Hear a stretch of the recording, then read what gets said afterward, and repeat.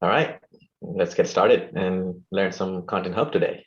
Um, Hello, everyone, and thank you for being here and attending my session today and presenting today to share knowledge on what it takes to become a Content Hub developer and get you ready when we're thrown into this headless world in this modern and broader digital experience platform, and not just isolated to the experience platform. So, quick introduction of myself. I am Venu Vustipalli, based out of Texas, USA, a solution architect at PK, a Sitecore Platinum partner, specialized in XP and Content Hub.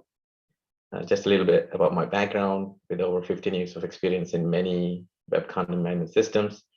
In my journeys, I was introduced to this Sitecore roughly 7 years ago, and since then, I found my passion in coming up with, solutions to problems, and most importantly, I really enjoy in helping both technical and non-technical sides of the business understand the process and path to the next generation, digital experiences.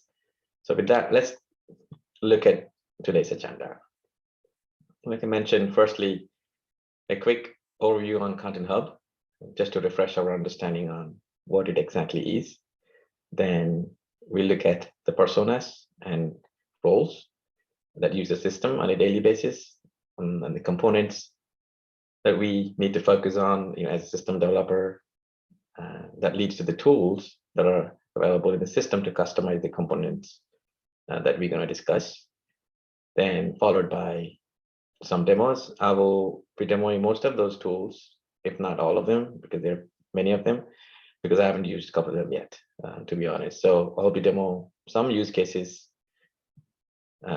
so that you can use them as a starting point to solution business requirements in your projects. Then we finish it off with Q&A session. I'll promise I'll do my best to maintain simplicity so that you can understand well enough. So here's the famous picture that's presented in many of sessions in our many presentations, if you haven't seen it already. What is Content Hub? So the name itself is self-explanatory. It's a hub of all content that is aggregated from different source systems.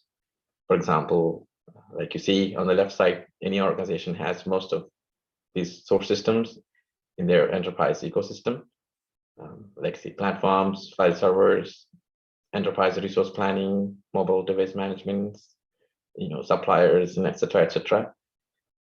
Content Hub stores all this content in one place, so that it can be consumed by various systems in today's omnichannel world, like CMS or e-commerce or social channel, point of sales, et cetera, which you can see them on the right side of this picture. And these can be utilized either for publishing purposes, to make the content available for the customers, or for internal analysis purposes.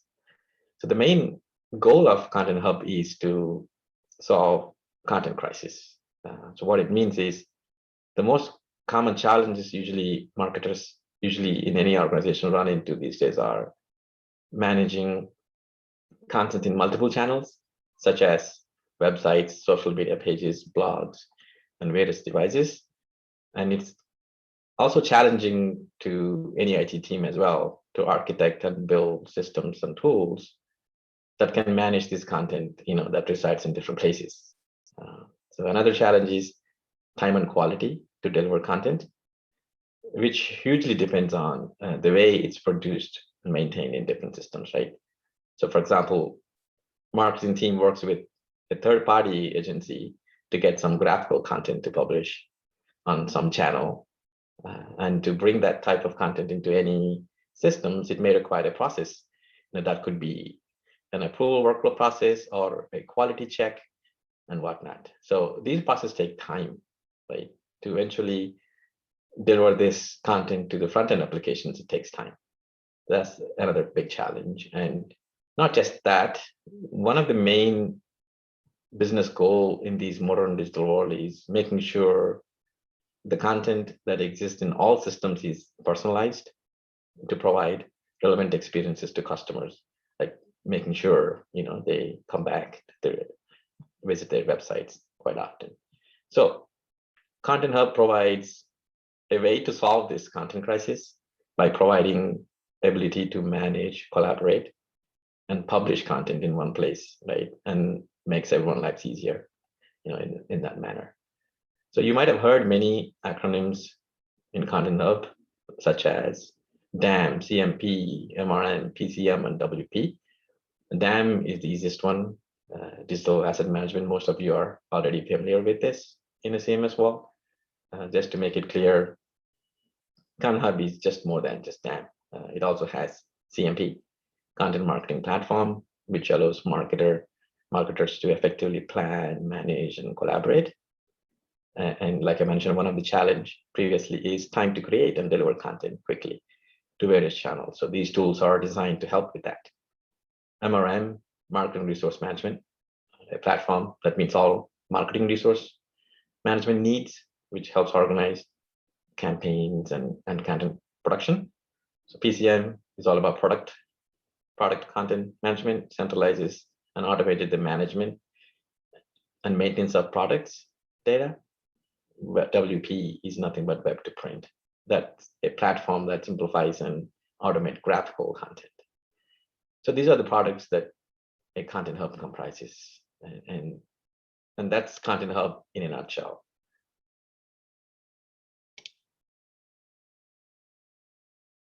So now let's look at what are the roles that use Content Hub on a daily basis and its products. So typically, the first role is a user. These are marketing users who can manage, publish, and collaborate with their team members. So they can create and upload assets, review and submit assets by using a workflow. They can annotate and comment on, digital assets to collaborate with their team. They can also do search, all that stuff. Secondly, we have an admin role. This is a role, kind of an advanced user role, which can manage data models, pages, branding, like theming. They can change the themes of pages, or they can create pages or change the data models, et cetera, et cetera. So one of the example would be they can set up reports like user adoption, like how many users are using the system or successfully logging in. Another example is a report, that can display asset statistics with different asset types in a bar chart or a pie chart. So they can do all that admin stuff. The third one is the developer role, who can customize various components of the system, such as data components, structure components, extension and cloud components. So we will take a deeper look at, what are all these components in a moment. I'm not going to go over general user and admin role activities, that are performed in the system, but this presentation is more about the developer role. So usually developer role pretty much knows full functionality of the system, and some of the responsibilities overlap with admin role, especially when defining data models during requirements gathering phase, creating taxonomies, schema definitions, and DRM contracts, et cetera. So some of them overlap with the admin role. So they work closely together, the admin role and developer role. So these are the three important roles in Content Hub, and a typical learning path for you would be from user to admin to dev. Obviously, even as a developer, you might have some questions on the user experience sometimes, and they can always go back to the user, see what they can perform, similar to the XP work. So you basically do Content Hub fundamentals training, that's available on learning.sitecore.com initially, and we have more advanced training on how professional markdown implementation and enterprise training. Those are the follow-up training sessions, and it's usually the first one. They have some assessments conducted after the training, and then one is open book and the second is closed book. And then we also have individual Content Hub developer certification exams introduced a couple of months back to get certified. So you can you can follow all these processes to get certified. So that's about roles and learning path. Let's dive into what are all different types of components in Content Hub that a developer needs to be aware of.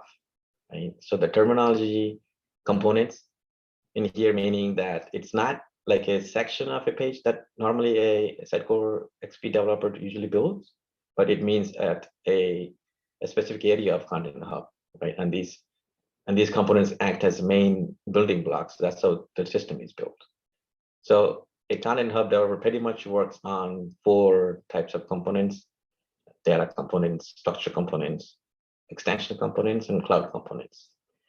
So while it's important that a Content Hub developer understand the functionality of these components, they should also be able to customize each one of them that matches with their business requirements, right? So the requirements are usually gathered in the design phase, typically. So where you basically sit with clients, business and marketing teams, you meaning generally a Sitecore partner, Content Hub specialized team along with Sitecore Content Hub team. They are involved to support partners by providing frameworks and processes for a successful Content Hub implementation initially. And they also train appropriate clients marketing team resources, as they will be the ones primarily like using the system as a user and admin roles eventually. So you'll be basically working with the Content Hub team, Sitecore Content Hub team initially. And they also provide some documentations and processes so that you can follow the best practices and guidelines. So now let's dig a little deeper into each of these components and understand what are these components and how we can customize each functionality. So first one, data components. So it consists of main data in Content Hub, right? For example, photos, videos, and documents, along with their associated properties and relationships. So that brings up an important component into the topic here, right? Which is entity. So an entity in this world of Sitecore Content Hub is a set of data that belongs together as a piece, right? So a product that can be a story or a recipe, right? It's all has a set of data, in itself, like properties and relationships, right? So the typical rule is anything that can be found and displayed as a result when searching for content is candidate for an entity. So Sitecore Content Hub is designed to allow creation of one's own entities, like marketers do and create entities on a daily basis and set all the relationships based on their operations and business processes. So if you're familiar with database entity relationship models and diagrams, so these entities are very similar, right? In Content Hub world, we have a system with most of these are defined, and you would end up either tweaking them or create your own to align with the client's business. So generally in the design phase, while defining data model, we use some templates provided by Sitecore Content Hub team and fill in the information in documents to help with the customizing and extending Content Hub instance. But in typical, DBA and database world, of course, they can either start from scratch or they can extend the existing database entity relationships, but in Content Hub world, we already have a system available that we can extend. So data model gives us information to decide on what is the out-of-the-box properties and relationships, and the work for the entities that are being migrated, and what are the customization we need to do initially, and based on the documentation that we fill in initially. So properties and relationships, like we discussed, are the main components of these data components. An example, a product can have multiple variants, and each one of them can have a pack shot. Like a recipe can use multiple products, and a campaign can contain a story or some associated files, right? So that's about the basics data components in Content Hub. Next up is structure components. So these components are kind of a glue to connect and form relationships among data, which is nothing but entities we just discussed. So these kind of act as a glue between entities. So we have entity definitions, taxonomies, portal pages, and option lists in here. So entity definition is nothing but a definition that we define to create entities that we discussed just now. So for example, the main important is the entity definition in Content Hub is m.asset, right? So we have assets in DAM product. We have content in CM in P world. So m.asset works for the creating the assets, and then m.content for the creating content. So these are called entity definitions. So we create the structure for those entities to be created by marketers. Taxonomies, option lists, they're kind of similar. So taxonomy is, it has more hierarchical values you can define, like taxonomies we define in XP. We can create taxonomies in here well ahead so that those kind of relations can be added to the entities that we're going to create, like any asset. Let's say you have an asset with different types of taxonomy, you define a taxonomy ahead, and then you associate that taxonomy value to the asset. An option list is just a straightforward flat list of items that you can assign to the kind of similar to the taxonomies, but it doesn't have hierarchical values, right? It's just a straightforward flat list. Portal pages, like we have pages in XP, that's for the website though, but this one is pages on the Content Hub instance itself. So we can create the pages, customize the pages, and create components on the pages, and everything is customizable, basically. So that's about the structured components. And third one is extension components. So extension component has a bunch of main important components here. External page components. External page component is, I'm going to show them in the demo a little later, but I'm just giving you a theory of those, what components are these, right? So external page components, they will allow the developers to integrate the external libraries into the Sitecore Content Hub pages itself. So I'm going to demo that later. And triggers, actions, they kind of work together. So you can set up some triggers based on some events. And then action is something that it performs some task, right? So action performs a task based on some event triggered by trigger. So we can set up those things in Content Hub instance, which will be demoed later anyway. And REST API it's a hypermedia API built on top of HTTP, and like standard HTTP requests, right? It supports all the standard words and response codes. And the most important one here is the Web SDK client. So most of our Sitecore developers are, because of C# and .NET developers, we tend to use this external client more, during the migration or to do any CRUD operations in the Content Hub instance. So it's just an external tool that makes it easy for developers to implement, their own logic and etc. So those are the external components.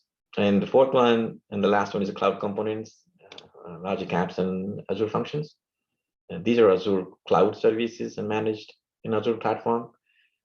Let's say if we have data in external cloud or on-prem systems that we want to, migrate into the Content Hub instance, or trigger, based on triggers, we can change the content in the Content Hub instance. We can use all these tools to set up automated and schedule workflows to migrate or refresh data in Content Hub instance. So far we explored the areas of Content Hub where we have an opportunity to customize the components. So here are the integration tools available to achieve that, mainly divided into two categories. One is internal and another one is external. An internal one has scripts, actions, triggers, and external components. We discussed about actions, triggers, and external components in the extension components earlier. And scripts is nothing but internally in Content Hub instance, we have a user interface where we can write and build scripts, not very intuitive, but very powerful when we combine with other tools like triggers and actions. Right? Even in some cases, with external components, we can align like that, the scripts. So the external components has Web SDK client and REST API. So these are two things that we also discussed in extension components, which I'll be demoing in a moment. That means we are very close to the fun stuff, the demo, finally. Let me quickly talk through these other tools. CLI, the command line interface, is used for communicating with Sitecore Client Hub instance through the REST API using C# Web SDK. At this point, I haven't used this tool much yet, but this is in a preview release to enable customers to play around with it and provide feedback on features before they are finalized.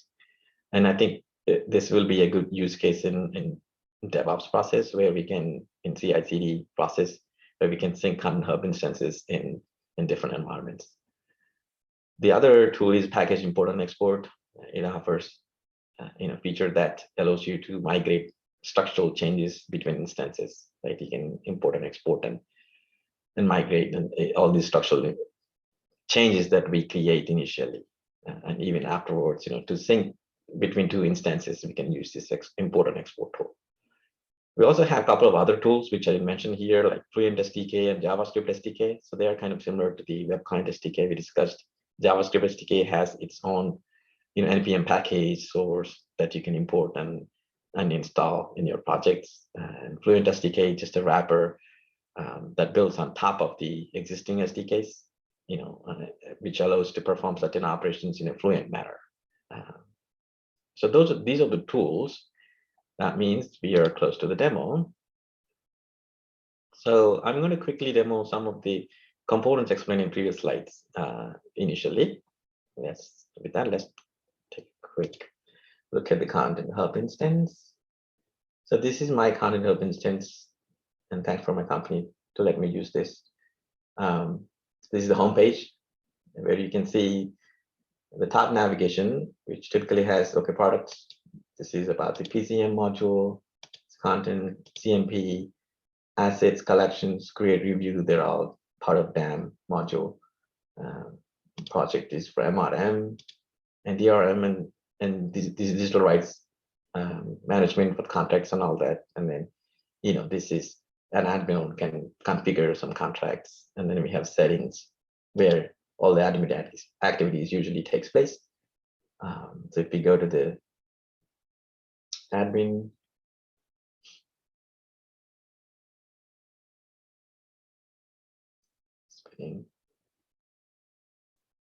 area,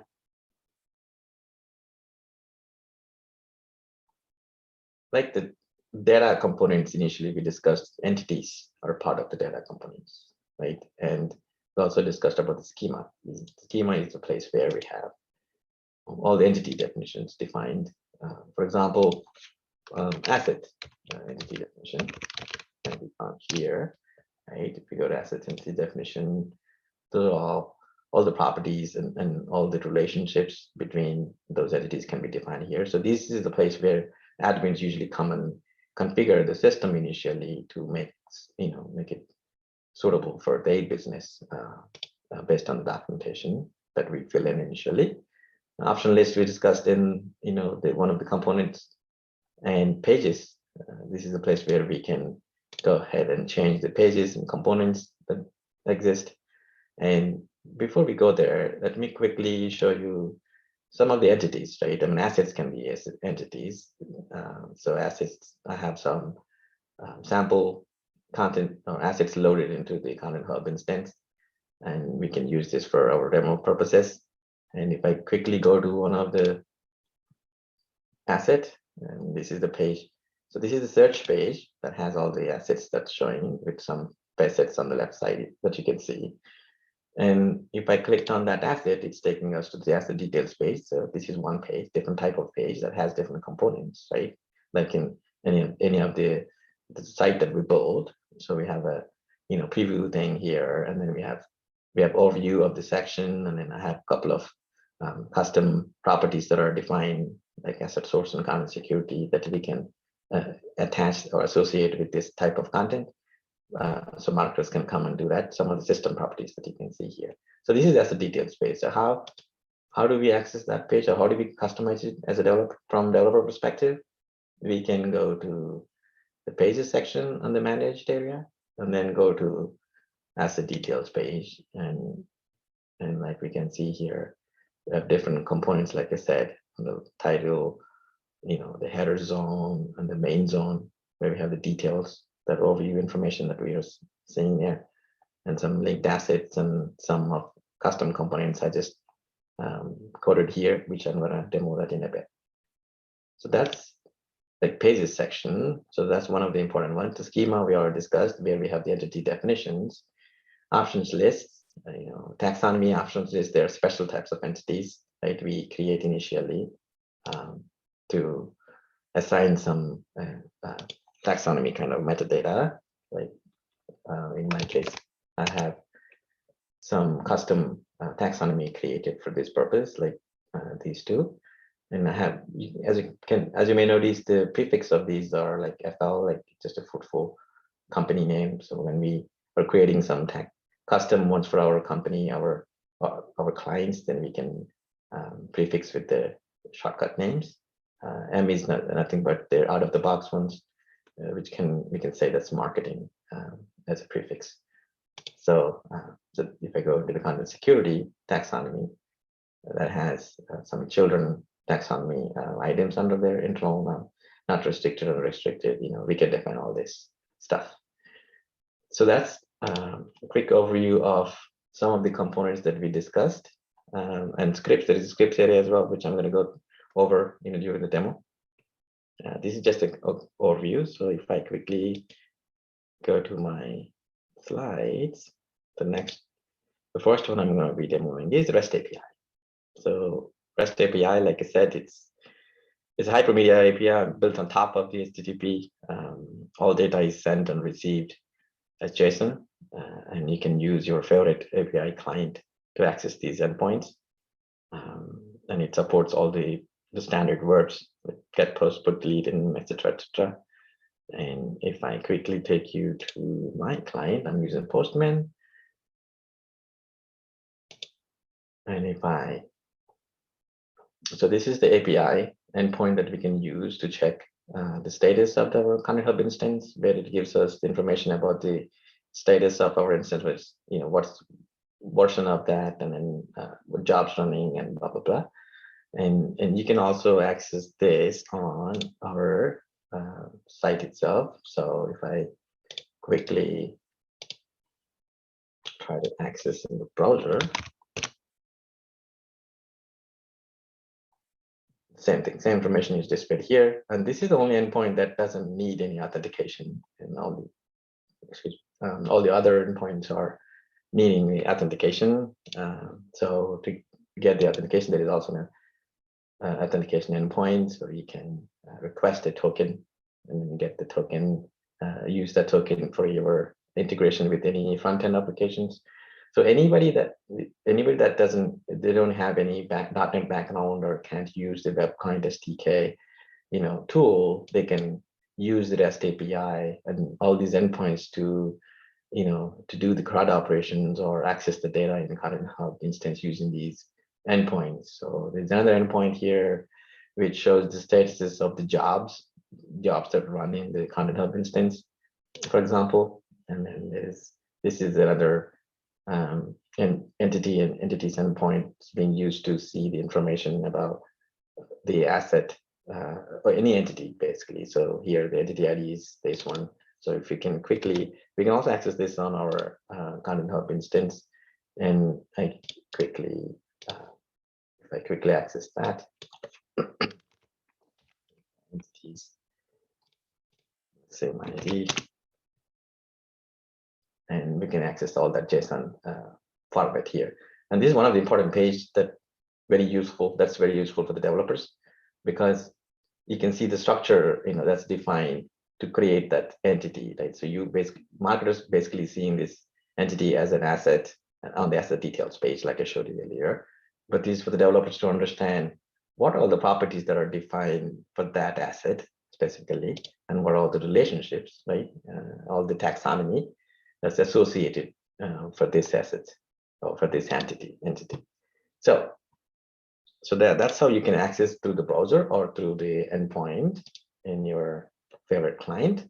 The same information is shown here in this JSON format. And the other endpoint is about the entity definitions.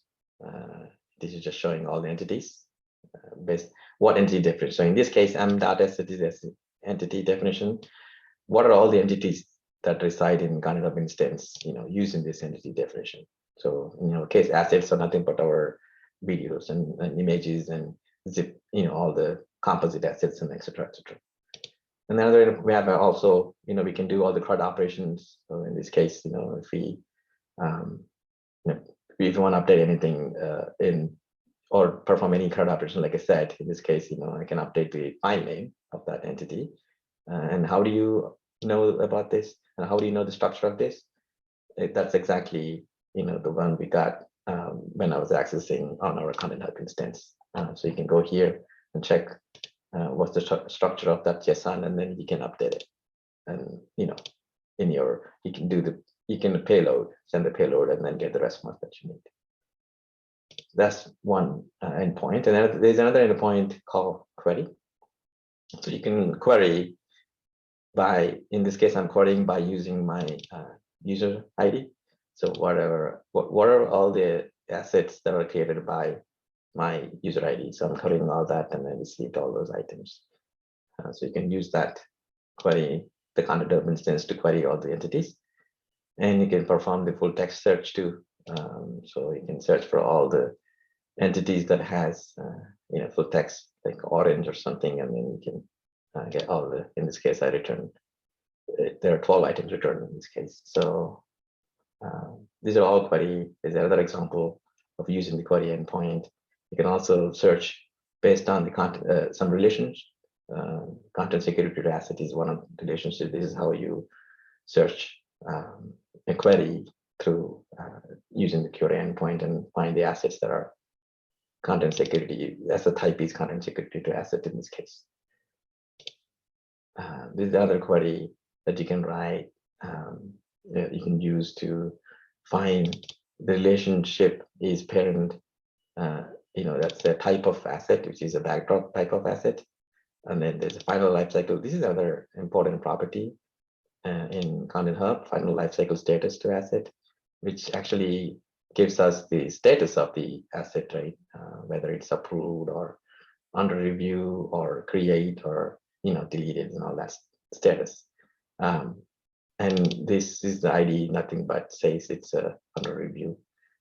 So it gives all items that are under review. So you can use query endpoint to perform different types of operations like this. And we also have search endpoint we can use to just do full search, full text search, and filters. We have facet, like I showed you on the assets page. We have filters. We can do the facet filtering and all that. We can perform the same thing using this endpoint and then return all the items that are satisfies that. And we can also do the facets. There's on the left side, there's a facet that gives us the endpoint. So let's say, for example, if we click on this facet, what are all the restricted assets, I'm filtering here, and then it has a facet ID. So we can use this facet ID to perform this operation and then do using the REST API. And the last one is a little more advanced. I'm going to come back to this one once I demo the other tools because it has a combination of different things. So that's the REST API tool. And then some of the best practices we do here is establishing a retry after logic, when we're using this API, because it doesn't come out of the box. And also grouping the requests into batches and take action when we receive this 2-minute request response. So the other important one is creating the dedicated API users for each integration so that we can detect the problems easily, like where is the overloading happening and where the errors are coming. So if we use the separated users, it'll be easier. That's the REST API. And the next one is external page components. External page components allow you to integrate external libraries into Sitecore Hub, portal pages. So if I go back to my instance, so if I quickly go to the pages that I showed you earlier, so this is the asset details page. This asset details page has different components. So right here, let's say if I want to add some component based on some external libraries, I go to the pages, and that's the asset detail page. And here I have two different external components, and the way you add is just add here. And this is the only way that you can add any external components. So you search for the external, and then you basically add the component. I'm going to show you the details in here. So for example, and these, as you can see, these are both hidden at this point. That's why you're not seeing on the asset details page. So if I go to one example, which actually using the external library in this case to be used. So this is how you create it. You have 4 different tabs. First one actually be used for the configuration, and this is where you actually add the external library that can be used. And the second one is for the front-end developers. You can add all your JavaScript, Ajax, and jQuery stuff. In this case, the external library that's being used, and you write the JavaScript here. And this is sample basic code, that's subscribing to the entity load event, and then entity saved event, based on some the title is saved, the description being automatically updated, and that's be injected into the HTML. So the template tab has the markup that you can put from the using the code that you wrote on the code tab. So message, this is for the translation purposes, and we don't have any use case in here. So if I turn on this one, so quickly,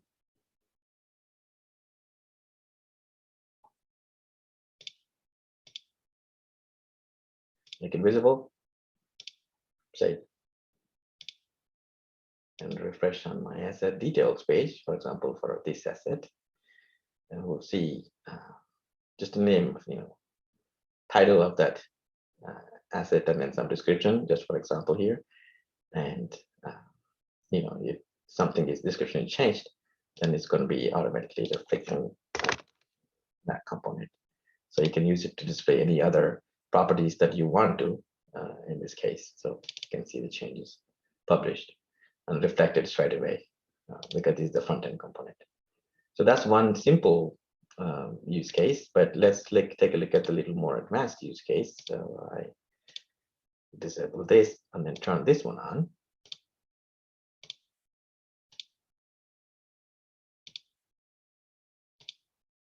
And refresh the asset details page. And then on this page, like you see, the component is added, which is actually showing all the related assets based on some criteria.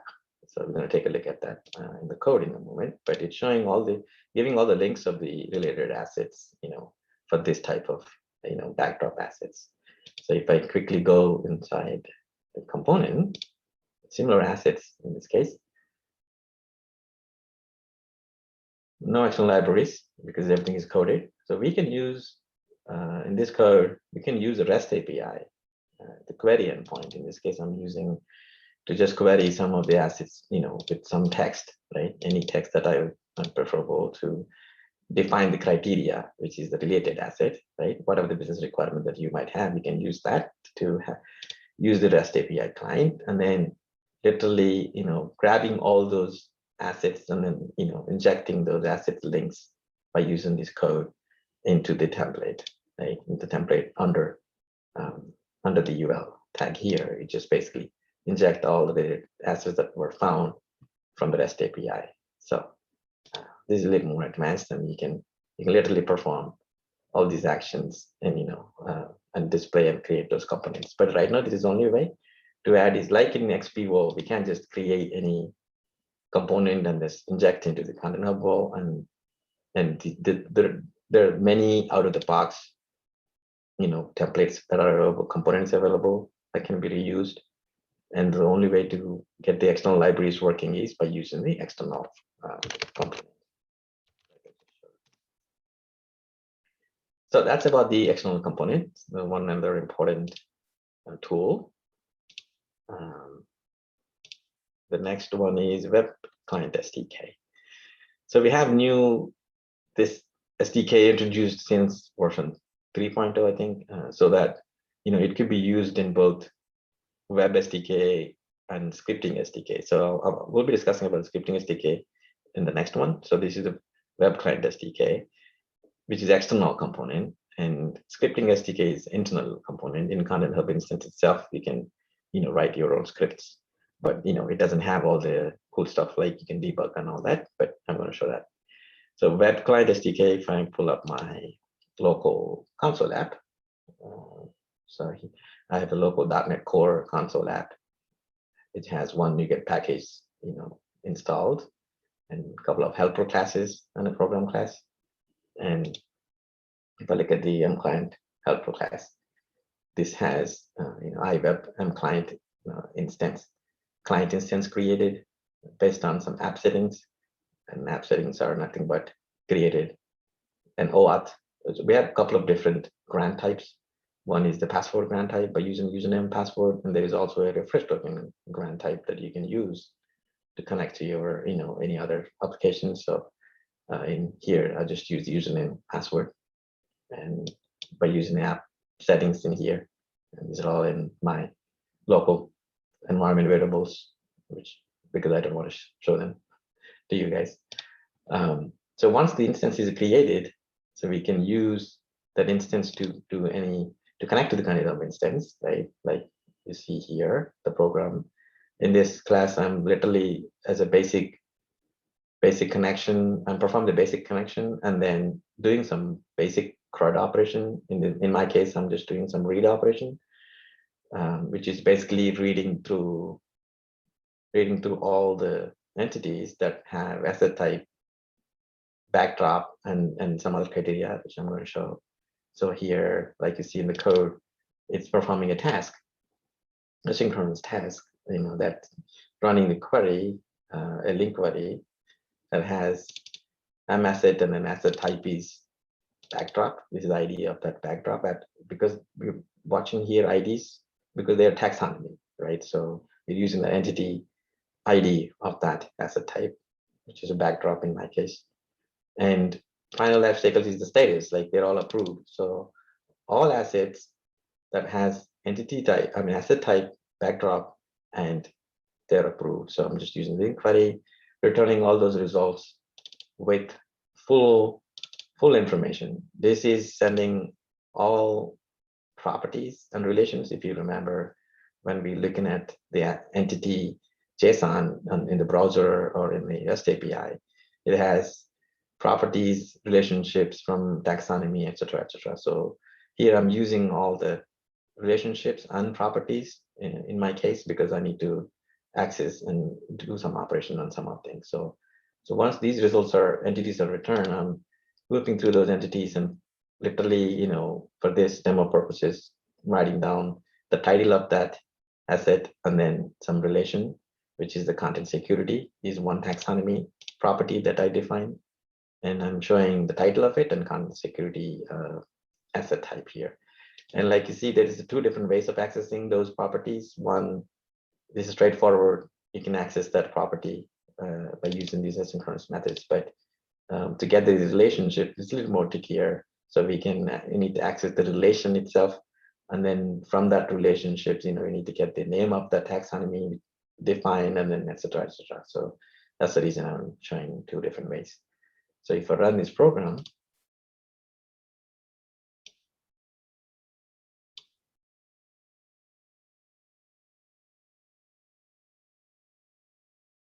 and the first log message is showing up, okay, it's kind of successful, and the number of how many backdrop assets we have based on the link query. There's 16, and then just showing the title of it and what's the content security taxonomy that's associated with those with that type of entity in this case. So this is the basic way how you connect to your Content Hub instance and then perform any basic CRUD operations. So you can literally do any migration activities or CRUD operations and perform any, anything that you want to refresh or update in a Content Hub instance. You can use this client. So that's the web client. quickly go back to my presentation. And some of the best practices here, just use Web Client SDK, better than REST API because it has some embedded throttling and retry mechanism. And obviously, the best way to use Web Client SDK is for migration activities and CRUD operations, like I mentioned. I know there are other different ways to do it, but as a site code developer, we tend to use this client mostly, and but rather than using the Azure functions and other stuff. So when working with Azure functions, of course, it's also a good practice to reuse the helper classes away. The Webcam client instance that I created earlier showed in the helper class, try to create that way and then reuse that instance. So that's Web Client tool. And then let me go to the next one and the last one, scripts, triggers, and actions. So these all three work together. So if I go back to my instance, go to the manage area. So this is the scripts, actions. I know I'm having a hard time to find them, but that's why we have the search here. So if I search, there's the triggers. So we have three of them in managed areas. If I quickly go to the scripts section first, I have a couple of sample scripts created, which I'm going to show in a bit. And if I go back to the managed area, so in order to run any script, using the triggers and actions, we need to have a trigger created as well as an action created. So first, let's say we create a script called just syncing, marketing description. Let's say on this, asset. Let's say if we are changing title of it, and then we sync the marketing description with the same name, just for demo purposes. That's a simple use case. And then we can, in this code. So this is the interface where we can create and write our, .NET and C# code, and then the libraries are restricted here. This is a restricted place. You can't just use any, external, you can't use other namespaces and all that. So there is restricted place, in the managed area where you can configure and see what are the blocked ones and what are the, the ones that you can use. So you can use all those, and then write your code. But it doesn't. The only downside of this is it doesn't have like debugging and other your favorite stuff that you can do using your local, favorite IDs. But this literally has script running. It builds it and publish it and make it available. And the typical way would be you can write your script in your local web client SDK and debug it and just make sure it's working properly, and then come back here and paste it and then test it in the instance whether it's working and using some of the test cases. So in here, like you see, there are the main objects that we're using, context and then client objects that has a bunch of properties, and there's a lot of documentation around it. But in this case, in this simple demo, I'm using the target ID, getting the target ID of the context asset that we're accessing. And this client is just using the logger in this case, but you can perform many other operations. So this is one sample example, and there's a view logs section where you can see when this script is triggered. Based on the trigger, you can see all the logger information that I'm logging here can be shown here. That's one useful thing to see whether the script is running. The other parts are triggers and actions. So if I quickly go to the trigger section, go to actions first. So because in order to create a trigger, you need to have an action ready, right? So in this example, syncing market description is one action. So if I go inside the action, just enable, name, label, and type of different action scripts here. So what I'm doing here is there are different types of scripts that you can call, create an action on. So in this case, I'm just using the action script, and there are other types of actions that you can create when you're using the Azure and other cloud components that I mentioned earlier. But in this case, action script, which action script, which is name is sync market description that I created earlier. So I'm using that action script to create an action. And then now, if we go to the triggers area, so now, because they all need to work together, right? I mean, at the end of the day, you have a script that's running, but that seems to be triggered by some events, right? And this action isn't doing that task. And so if you look at the triggers area,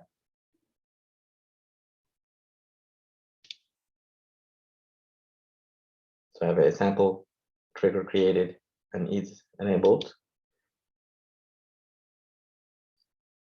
And it's just the name of the trigger. And the objective of this trigger is anytime an entity is modified. So you can also create, select other ones too. So let's say if an entity is modified, or like, let's say if I go back to entity, if I changed it and then saved it, that means it's not modified. So in that cases, that's triggering, right? And then executed in a background. So there is also in process, but in process is a little more expensive from the performance perspective. So mostly we tend to use the background. And the second tab is about the conditions. So we have objective entity, like based on any modification and what condition. So when a title is changed, right, that can be one condition. We can define so many other conditions here as well. And what should we do? Like when that condition is triggered, it should perform this action, which is nothing but the action that we created earlier. So this is how we create triggers and then associate that with action and with the script that we have. So quickly, I mean, if we change the title of this asset and then save it, that means it should have trigger, and that action automatically goes to that script that is assigned with it, and then go to the script and perform it. And then if I quickly go here and then check the logs, then you can see that those scripts are being updated. Like you see, updated the change here. So if I go back to the asset and quickly test, see the market description is updated automatically with the title name. But this is a simple use case, right? But the main idea of this is you can create the scripts to perform any kind of activity on your pages or in your content hub instance to do any operations and and get triggered by actions and triggers. So if the other use case I was mentioning earlier that I'm gonna share it later, which is the more advanced case. So this REST API, you can also execute the scripts that are defined by using REST API client, right? I mean, let's say if you're performing some operations in Content Hub instance. So if I quickly go back to the assets, let's say if I perform some mass edit job, right? So if I select some assets and then doing some editing job. So every time I do some editing to mass edit, it creates a job, which is nothing but a background process that runs behind the scenes. And then in this case, I'm doing the mass edit job, and then that creates a job that runs, and then it does all the changes that I requested on the mass edit, and then it creates it. So we can utilize all these three here. Like you have your script created, and we have REST API client, and we have a job created. So we can utilize the REST API client, let's say from outside external wall, and trigger those scripts and get the result in a JSON result object, like we wanted in this case, and use it for all your purposes in your front-end applications. So you can do this kind of advanced combination of REST API trigger using the job ID with the payload here, job ID, and then run that script and then get the result that you want. And if I quickly show the script that's running here, which is the ID, right? Go back to my client Content Hub instance and go to the script area. And for that purpose that I just showed, mass edit script is one thing that's created for that purpose. So if I go inside here, so you literally this example, like I said, it's returning the JSON object result and grabbing the job ID from the JSON post data in our client postman, I showed you, and then literally changing the entity definition values the way I wanted. In this case, I just wanted to prepend some final life cycle status to the marketing description field. So let's say if you have marketing description field, I want to have saying, okay, approved or review or unreview or something. In that case, I can run this script and then trigger it from, instead of using the triggers and actions, I'm using REST API client in this case, and then returning all the results like, okay, these are the old market descriptions for those assets that are actually used in the job, right? So let's say if I selected 4 assets and then ran the job to edit something, for that mass edit, I can go ahead and run this and change the marketing description of that asset to something new called, okay, prepend the final lifecycle status approved in this case, and then display it in on the asset details page. That's one like typical a complex scenario that you can use the combination of all these tools. So that's the scripts, triggers, and actions.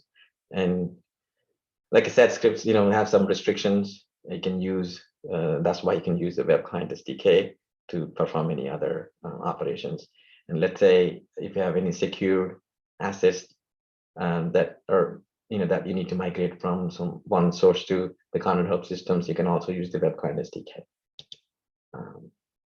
So the best practice here to use the scripts is, like I said, in triggers, use in background mostly by default, because in process has it has more time consuming, and if in process has a lot of data to process, then your UI will be like super slow.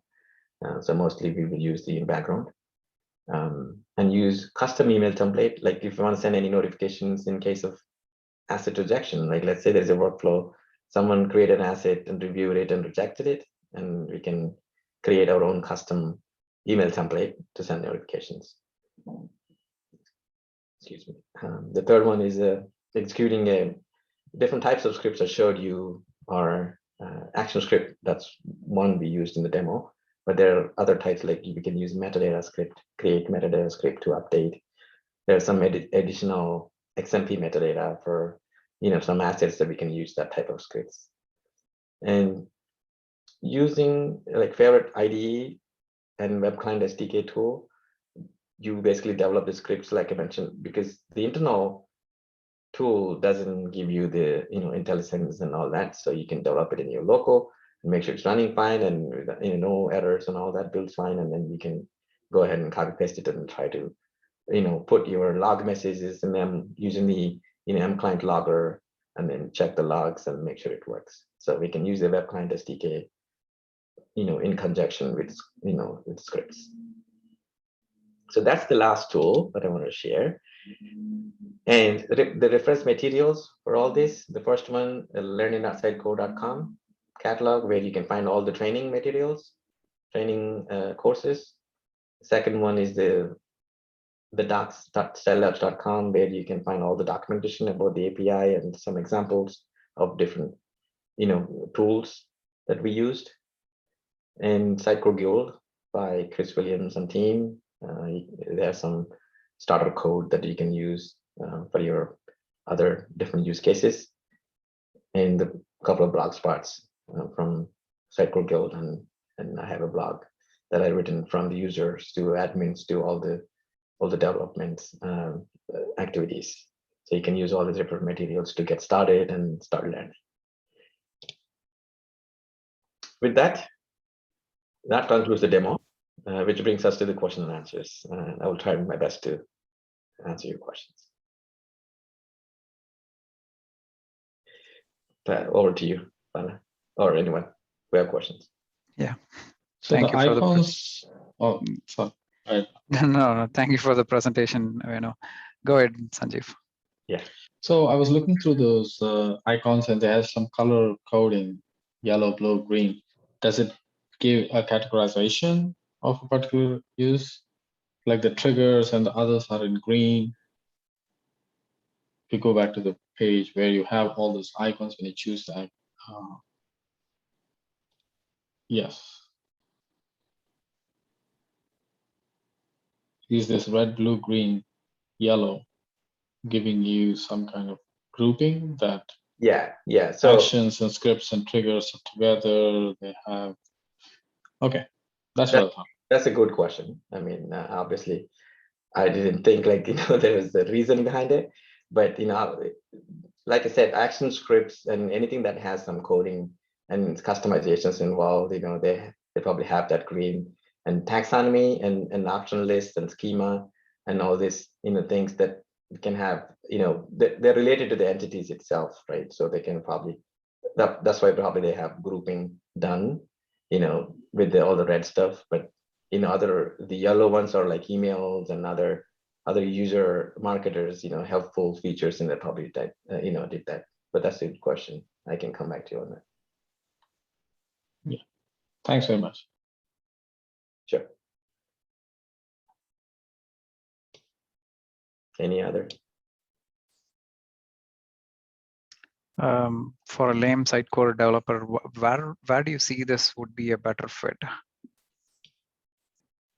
For example, I have not really done more of Content Hub work, but my understanding is Content Hub where you store a lot of content, have your assets and everything, and then you're going to eventually build a React app or something which would consume this data. Is that a valid understanding? Oh yeah, definitely. So first of all, our world is XP world, right? Or E and XP, and then we build components, and then mostly we integrate with other systems, and then have either source them from different systems and integrate it, and then publish into our different channels, right? But the Content Hub actually, it literally allows you to store everything in one place, so that it eliminates all the other challenges that marketers run into. But marketers usually come into our XP to create the pages and components and different content for some sources, but they can't just, they have different processes to follow to create the graphical content and other, PCM product content, go to the, different PIM and Stebo PIM and all that, right? So the Content Hub helps them to come to one place, one-stop shop, and then build all that, and then store it in one place. And as a developer, we have a bunch of other acquisitions that we heard recently, Order Cloud and 451 and Experience Edge, right? That can be used for the, publishing to different omni-channels, right? Like either CMS or any other omni-channel in this DXP world. So to answer your question, in this modern world, we have more omni-channel, more companies are trending towards the omni-channel world. Content Hub is a good product for that to, have consistent, personalized experience by having everything in one place. And it's headless. That's more on top of it. And it's a SaaS. The two things on top of it.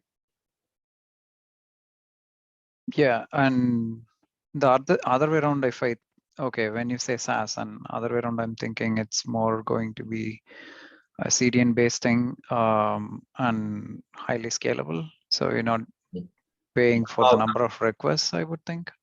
Yeah, that's all comes up in the Experience Edge, right? And then you can use whatever the front end application that you have, and then you can use your Experience Edge to connect to for the publishing, because the REST API and all that I showed, the endpoints, they can be used for the production integrated, right? I mean, they can only use for the internal Content Hub instance, customize it and all, but you have to literally use the Experience Edge so that you can use the GraphQL in a query endpoint, so that that will be scalable better in the SaaS world.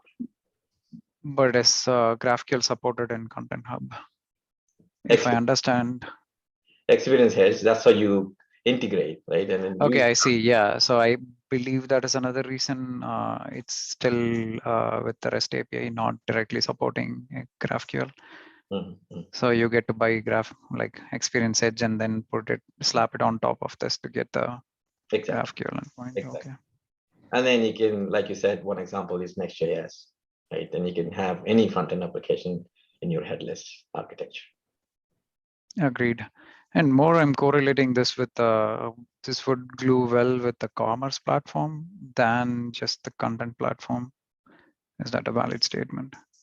So it will glue well with the products, right? I mean, because right now we have any commerce world of all the PIMs, and they're all existing in different other systems, and which is very hard to bring in and have the personalization and inconsistency with XP.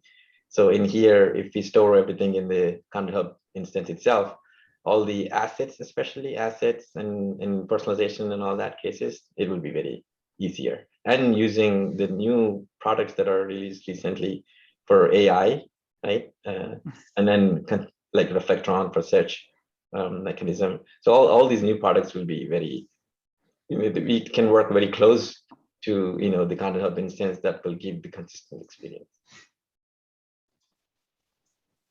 Okay.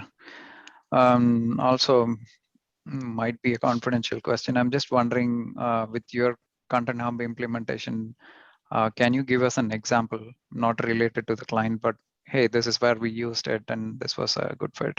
Just trying to see the real use case scenarios where people have used Content Hub. Oh, like I said, right? I mean, the first better use case is to eliminate all the marketers' challenges, right? I mean, like I said, all the different challenges they usually face, not just maintaining content for website in XP, right? They also maintain the content for all the other people. No, maybe need to rephrase the question. It was more like a real world example. For example, one of our customer had a e-commerce site. We used Content Hub, or just a simple website. We did it with Content Hub. Like, I'm just trying to see a real world scenarios where you have utilized Content Hub. If you have, just trying to understand. Yeah, we utilized it for, of course, one of the confidential client. Yeah, that's fine. I don't want the client name. I just want trying to see the real use case of where it was used. It's used to connect with all the different source systems and then place it in one place, right? Mm-hmm. That's one main use case, right? Okay. Because they have all legacy file systems and all the confidential documents are stored in across all different platforms. Mm-hmm. So to bring that in and have a DRM, contracts defined by restricting some documents not to show up in the websites and some channel, right? Mm-hmm. Those are the two good use cases and good causes for them to have everything placed in Content Hub and then have a DRM defined properly, so that that can be made available for the right channel with the right personalization. Okay, yeah, makes sense. And then obviously we'll have more clients soon, and then we'll share all those different use cases. Yeah, go ahead, Sandeep. Sorry. So initially I've showed that particular first or second slide. I think on one side you've shown all the source. The DRM DAM was also part of it.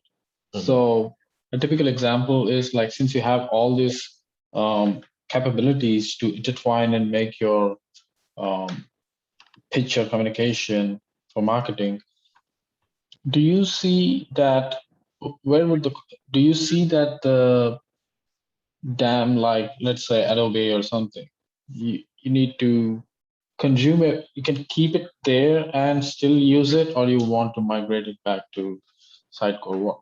Did you come across that kind of scenarios where the assets are maintained in a DAM and you still want to use it as is and aggregate it back in? Or performance-wise, you prefer to get onto the edge? That's a good question. So first of all, eventually we will start using Content Hub even for the content as well, not just for assets, right? We have a CMP module. Like, it can literally replace our XP world or XM, right? It can have blogs, articles, all that content can be created, right, in CMP. And you have all assets, you have all product in PSCM. So literally all the content exists in your Content Hub. The only thing that you are now worried about is the front end part, right? Which is making available through headless. So you can create anything you want and with the scalable experience edge. right? And if you want a commerce wall, then of course you have more acquisition in other products. But one of the project I was in was it has XP on Content Hub because they didn't decide to have Content Hub store all the content that it was existing in XP. So they still had the XP used for the publishing for website channel. And in that case, I've seen the cases where the search, and the metadata that was used for all the assets, in some cases they were using that metadata, populated and used in XP. So you need to have some sync mechanism, like using or customizing the Sitecore XP to Content Hub connector. You can either tweak that or create your own tool to sync that kind of metadata for, because the assets are part of the Content Hub, right? They're not in our media library anymore. Yeah, that's the point. Yeah, so then you have your metadata for all the metadata that's defined in Content Hub. If you want to make use of it on your Sitecore XP website, then that's where either you end up using, because you don't have experience Edge and other headless architecture, you will end up having some of the metadata not duplicating all the assets into your XP. You can have metadata stored in your XP and then use it accordingly on your website components. Yeah, in this particular slide, it is understood that the MDM exists, it lives, survives, but there is an aggregation bringing over to Content Hub. There's a lot of cataloging, and the metadata goes along with catalog, the assets and everything. Oh yes, so that's exactly what is entity definitions, right? So when you are defining entity and taxonomies and all that, and DRM, like contract, like what's restricted and what's not restricted, what we should show to marketers, what we should show to the website, omni-channel users and all that. So we need to take all that into account while we do the initial phase analysis, and then come up with a template. Usually Sitecore provides us by filling that documentation. Okay, this is the definition we need. These are all the properties that we need to create, and these are the restrictions that we need to have for those. Yeah, that design phase actually helps with that process. I really appreciate it. I mean, it opened up my mind very quickly, and I'm very comfortable now working with Content Hub. Again, I really appreciate your open. No problem. Yeah, I wasn't able to show all the admin and user activities on the tool, but at least it should give us, from the technical standpoint, for you guys to where to start and what to look for and how far it can go, right? I mean, how can you can learn, and there are more tools like I mentioned as well. So it should give you a kickstart. Absolutely. Thank you very much. No problem. Yeah, probably ask one more question and can wrap it up here. Question is related to, I'm just trying to correlate XP with this. So where is I see the content is stored, but the main difference is where is the layout related details or the personalization related stuff stored in Content Hub? Like the layout, you don't need the layout in Content Hub, right? Because Content Hub is not like our page itself. So you will have like only content assets and all that stuff. So you have your XP, Experience Edge, used to query the data from Content Hub and give it to your front-end application. That's where you define your layouts, right? On your front-end application, whether it's in Next.js or even XP site, that's where you still have that layout front-end application defined, which grabs the content from Content Hub. So it's a piece that you don't worry about. Yeah, I'm sorry to interrupt. So it's not going to really replace the XM role. Not well, it can. That's what I'm saying. So it can literally replace anything, because all the Content Hub actually has everything in one place, right? So XM has layout, and it only focuses on the web channel, right? Your website mostly. That's nothing but a web content management system, right? Or XM. And this Content Hub it's a piece of content that you're creating, so that can be reused across all the omni channels, not just the website. It can, any other applications, like all the applications I'm showing on the screen, right? E-commerce or social, other POS or any other apps. So for that, each end front-end applications, you end up using different technologies. It could be a Java application, or it could be your .NET application. It could be anything. But at the end of the day, using Experience Edge, using the GraphQL, you query the data and get the content from the Content Hub and then display it however you want, using whatever layout you want. So replacing XM, meaning from the content perspective, it will be replaced. That's why Sitecore came up with the different products for personalization, like Muzen and other Bucksever, CDP, they call it now. So all those will be replacing and providing all the marketing and automation stuff, in that part of the headless architecture. Okay, yeah, makes sense. Thank you. Any other questions? Yeah, there'll be more, so maybe on the Slack.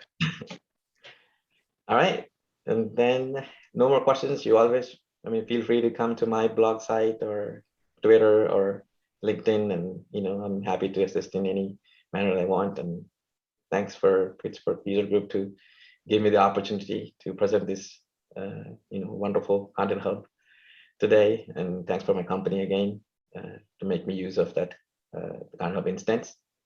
And until I come up with more tools and more presentation in the future, bye for now.